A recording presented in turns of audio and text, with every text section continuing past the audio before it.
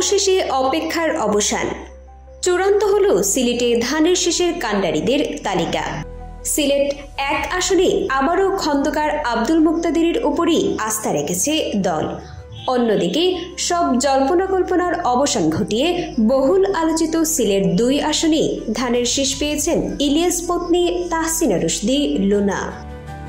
একই সাথে সিলেট 3 আসনে এম এ মালিক এবং সিলেট 6 আসনে এমরান আহমেদ চৌধুরীকে বেছে নেওয়া হয়েছে ধানের শীষের কাণ্ডারী হিসেবে। ধানের শীষের এই প্রার্থী তালিকা নিয়ে আপনার কি মত? এই 4 কাণ্ডারীকে পারবেন কাঙ্ক্ষিত ফলাফল বয়ে আনতে? আপনার মূল্যবান মতামত এখনই কমেন্টে জানান। এই ধরনের গুরুত্বপূর্ণ আপডেট পেতে আমাদের সঙ্গে থাকুন।